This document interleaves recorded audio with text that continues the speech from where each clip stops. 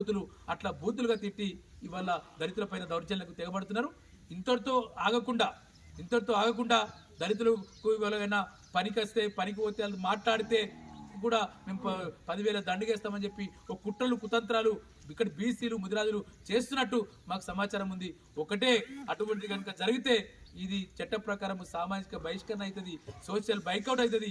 Social బైకౌట్ కింద మొత్తం అందరి మీద కేసులు పెట్టి ఎవరెవరైతే దళితుల్ని కులం పేరుతో దూషించి దౌర్జన్యానికి పాల్పడతారో, ఎవరైతే దళితుల్ని పనికి రాకుండా అడ్డుకుంటారో, దళితులతో మాట్లాడకుండా నిరాకరించి తీర్మానాలు చేస్తే మీరు జైలుకోతారు.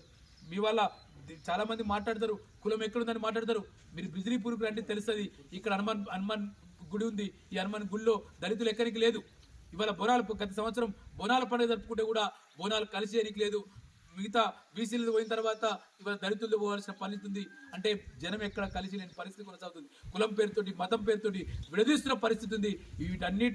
ఇవన్నీ అరాచకాలు, ఇవన్నీ దౌర్జన్యాలు, ఇవన్నిటికీ మీరు మానుకోకపోతే దళిత సంఘాలుగా చూస్తూ ఊరుకోలేం. మేము కూడా మనుషులం, మాకు కూడా గౌరవం ఉంది.